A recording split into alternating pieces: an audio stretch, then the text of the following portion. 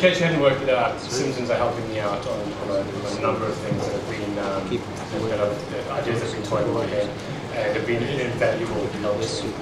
I love research. I really love research. I love looking at Excel spreadsheets. I like seeing what consumers are doing.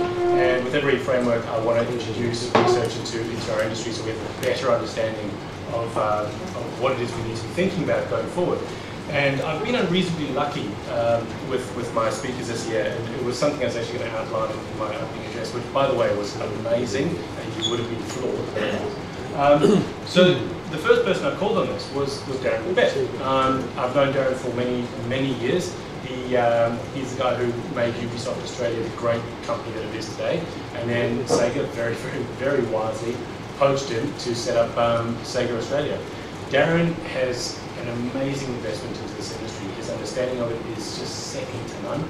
He's a terrific guy to boot, and he's going to take you through what is happening in the film game movie time, and how that market's looking at, and whether it's actually working or not. So please welcome from Sega Australia, Mr. Darren Macbeth.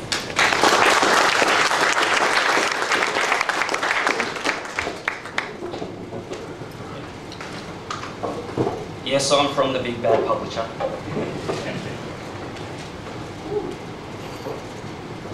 And I've also been one of those marketing people that have tried to change things as well. So, not a good start. Okay, let's see. What I would like to do today is briefly try and work out whether Titanic would have been a great video game. Okay? Keep that in your mind as we're going through everything. So, let's say James Cameron comes to you and gives you these figures before the movie was out, but you knew this, okay? So you know that Titanic is going to be the #1 movie of all time in North America, taking over 600 million US dollars.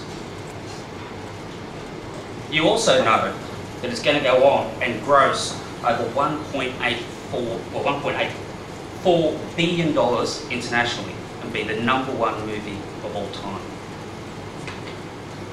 You also know it's the most expensive movie at the time to ever be produced, and I believe still maybe holds that record. I'm not sure where Batman came in, but I think it still holds that record. You also know that it's nominated for 14 Academy Awards, tying for the most nominations ever. It only won 11, tying for the most Oscars ever won by a movie. But would it make a great and high-selling video game? Does anyone now brave enough want to actually say what they think it could have done? Aliens. Billions? Aliens. You reckon it could have been? Could have been a high-selling video game? Disagree, Mike? Yeah, Ron Democratic is exactly right. The outcome of the storyline is part of history. Yep. And sport. Red Italian plumber jumping on turkeys and it's about the execution. It's not as boring as whether it can be made into a game. This is one of the, I actually asked somebody a question recently about another huge IP, possibly, or maybe not as big as that, but another huge IP that's never been successfully made into a good computer game for a similar reason, which is Doctor Who. Because you need to be able to make a game now. Now, what is the game? What is the actual game? Just having Titanic. Well, yes, I'm not saying that's a good thing. I think it's more like GTA and DS. Sorry? Is the question, would it sell or would it make a good game? yeah. Well, I'm the guy in a suit, so I'm going to tell you it's got to make money. How about that? An empty box in Titanic will make money. Yes. If you rub it in shit, it will sell. Yeah, but I think that's like saying GTA will sell on the DS, right? It's done 90,000 units, so... Yeah. I think there's I think it's good. I think keep those thoughts going, and let's revisit as we go through. So, why am I qualified to be up here, except for being Tony's mate? I actually have been. More than enough. I have been in the industry for over 15 years. I have worked in sales. I've worked in marketing. I've worked in production. I've actually worked on, if I say, the development side of the fence. I too have had a project canned by EA, so I can put my hand up when I was working for a development studio. I worked on the original ARL for Mega Drive. I was the product manager for ARL on Mega Drive with Michael LaPlata and the guys from Creative Assembly. I worked on KKND with the guys from Beam. I worked on the original Cricket for EA. So I actually have an input from the local development side. So I'm not saying, you know, I agree that the local industry needs to grow and needs to do things, and I'm happy to hear, probably from the business side now, as to where I am and to try and help. I've also seen and sold a lot of movie-based games. I've seen a lot of good movie games sell really, really well, but unfortunately I seem to be the one that's attached to the poorer selling ones. And so I'm coming from probably a background now where I can tell you what doesn't make a good movie tie-in. So what have I done? Well, my resume includes, at Ubisoft, we launched King Kong, Peter Jackson movie. I'm going to use Metacritic as my average for games for this. So it scored 72, so 76.2. As far as movie games go, anything above 70 is pretty good.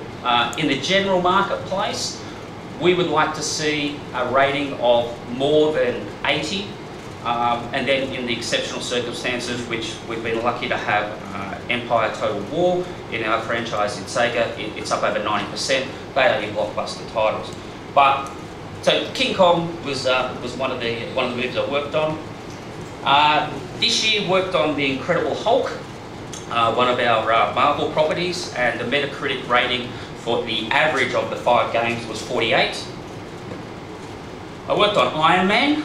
Now, it scored 44 as an average. The Golden Compass, Metacritic average of 37. There's still more. And what has been described as the worst movie game of all time. Now, okay, I'll open it up to you people. You've probably played a few of them. What do you think is the described, now I believe it still is again, is the worst movie game ever? Well, I won't go back that far. Let's keep it to the you know, the 90s. Catwoman? Say. Superman. Anyone? Catwoman. Sorry? Superman banned on the N64? Oh, yeah, the French one. Yeah, I actually worked on that at GT as well. I didn't think of that one, so yeah, I do remember that. Superman actually couldn't fly. That was really, that was pretty bad. Yeah. Okay, suspense over. Charlie's Angels. The Ubisoft game Charlie's Angels was from the original movie. I can actually remember we had a new financial director. We had this on show at E3, and he came up to me and he said, we actually had, I think on that show, we actually had Splinter Cell. And we had Splinter Cell in one area, and then we had Charlie's Angels as well. And Alan came up to me and goes, Darren, what is the title? It looks like shit. And he was exactly right. Now, the problem is, and the reason why I put that up is, when games are really that bad, we actually, in the distribution side, get forced to do some really ugly things to try to sell it. Because, you know, at the end of the day, it was Charlie's Angels, it was a big license. Yeah, the game wasn't good, as you can see, but you have to try and do something. So, as a consequence of that game being so poor, this is what happens. Yes, that is me on the far side at a presentation for Harvey Norman. This is the level we have to go to sell your shit. It's not pretty, is it? So, let's talk about movies, and does every movie need a game? Yes? Sorry, like, how, you put poor selling quotes, like how badly did the Iron Man